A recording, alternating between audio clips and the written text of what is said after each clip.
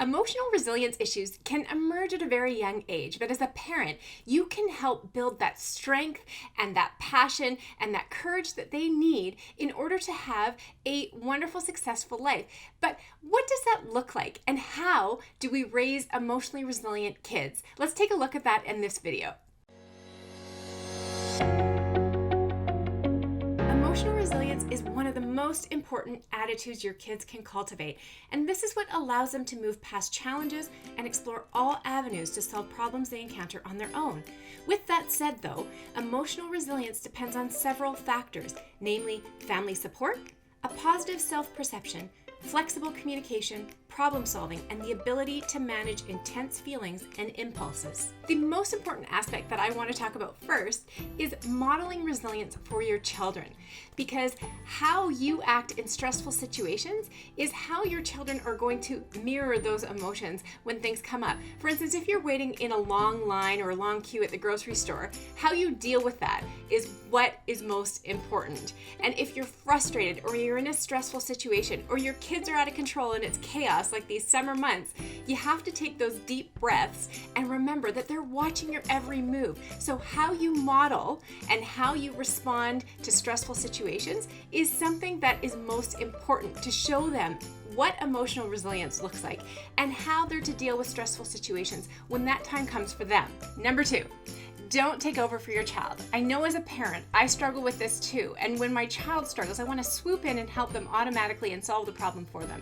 But the best thing that I can do as a parent is to take a step back and remember that I need to give them the framework and help them see to that courage and that success in themselves, that they have the ability to figure out problems and solve them on their own without my assistance all the time. Stepping in to soothe and comfort your child sometimes is a must, and you can do that, but remind them that they can solve these problems on their own with a little bit of time and effort. Number 3, help them develop problem-solving skills. Ideally, you want them to take those struggles and learn from them and bounce back. So teaching your kids problem-solving skills is essential. If they're anxious about an exam, for example, you could encourage them to brainstorm strategies, like how they plan to manage their time in order to study for that exam. So engage your child in exploring all different ways that they can handle these challenges and give them the opportunity to figure out what works and what doesn't. Number 4, encourage a growth mindset, because when you help cultivate this growth mindset, then kids recognize that their intelligence is not fixed. Rather, when they learn and they develop and they grow, they become who that is that they want to be. They can learn new skills. And so helping them along this path, and possibly even getting a coach or an educator to work alongside that they have a really good relationship with, will help them build those positive skills and that self-worth needed to continue learning and knowing that it's a process, that they will never give up on themselves. Number 5, cultivate creativity. We know that problem-solving skills are important to have, but so is creativity. And so you want to cultivate and create that environment whereby your kids feel seen, heard, and appreciated, and they're able to share their creativity and their ideas, because that out-of-box thinking is so necessary as they grow up and they move on to their post-secondary endeavors and also in their future careers. So that creativity is so important to make sure that you unleash and you provide a great setting where they feel that they can share their ideas with you. Number 6, reward initiative and agency. Kids love to be creative and do things on their own. And so it's really important to make sure that they're creative and they have that autonomy and space to develop that self-awareness, empathy, and initiative.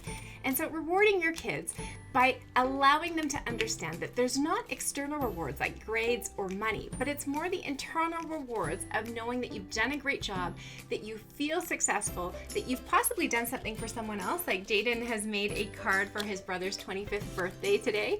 And they love to do things like puzzles and getting dressed up and putting things together and having their own yard sale. So those are the internal initiatives and creativity and autonomy that should be applauded and rewarded. Number 7, last but not least, teach your kids the value of optimism, because optimism and a positive attitude are key components to emotional resilience. While some kids can be more cheerful than others, we know that a positive attitude attitude can be taught. So remind kids that things can go wrong and will go wrong, and the unexpected will happen, but it's how they choose to move forward with a positive attitude and what steps they take next that will help them maintain that positive mindset and mind frame.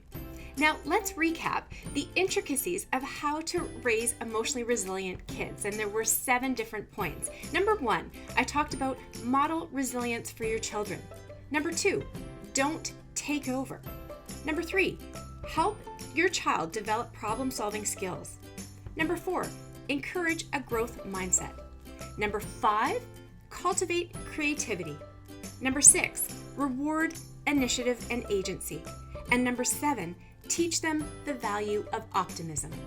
If you're a parent, I hope that this video helped you with a few steps on how you can build that emotional resiliency with your kids. And I know as a parent, it is difficult to watch your child struggle. It's easier to jump in and help them out. But if you don't give them that autonomy and agency to try to struggle and learn on their own, they will never develop those emotional resilience skills. Thanks for sharing this space with me, and please share this with other people that you know will be of value to them and will help them along their path to developing emotionally resilient kids.